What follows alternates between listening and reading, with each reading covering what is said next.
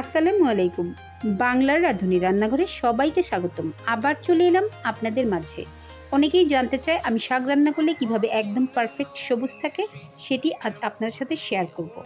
চলুন দেখে নিই আমার শাক রান্নাতে কী কী লাগছে। এখানে আমি বাজারের 1 আটি পরিমাণ ডাঁটা শাক নিয়ে নিয়েছি। শাকগুলো যতটুকু নরম ঠিক ততটুকুই আমি গোড়া থেকে ভেঙে নিয়েছি, তারপর ধুয়ে পানি ঝরিয়ে নিলাম।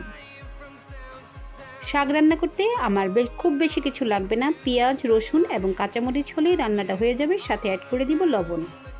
খুব সহজে অল্প সময়ে কী করে সবুজ কালার ঠিক রেখে আমরা রান্না করব সেটিই দেখে নেব। চুলায় একটি ফ্রাই প্যান বসিয়ে সেটিতে আমি প্রায় 2 থেকে 3 টেবিল চামচ পরিমাণ সয়াবিন তেল অ্যাড করে দিলাম।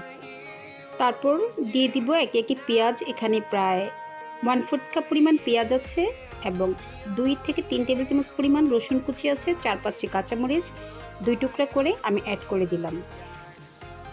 পেঁয়াজটি আপনার লাল করার প্রয়োজন নেই, একদম সফট হয়ে গেলে তখন অ্যাড করে দিবেন আগে থেকে কেটে ধুয়ে রাখা একদম মিহি কুচি করা সবুজ শাক, মানে হচ্ছে ডাঁটা শাক।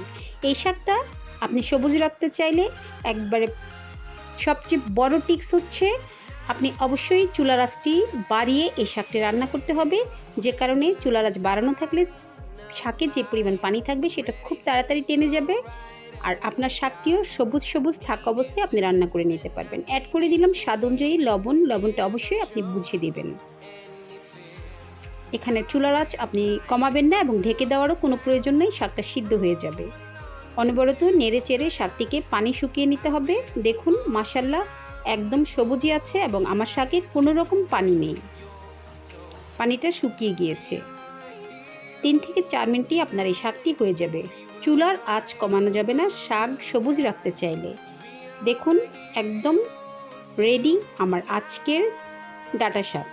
আপনি চাইলে এভাবে রান্না করে খেয়ে দেখতে পারেন। শাক সবুজ রাখার সেকেন্ড টিপস হচ্ছে আপনি শাকটাকে অবশ্যই রান্না শেষ হওয়ার সাথে সাথে পেন থেকে যে কোনো বাটিতে বেড়ে ফেলতে হবে, তাহলেই আপনার শাকটি সবুজ থাকবে। আর আমার ভিডিওটি একটু ভালো লেগে থাকলে অবশ্যই লাইক, কমেন্টস অ্যান্ড শেয়ার করে দেবেন, সাবস্ক্রাইব করে দেবেন এবং পাশে থাকা বেল আইকনটি ক্লিক করে দেবেন।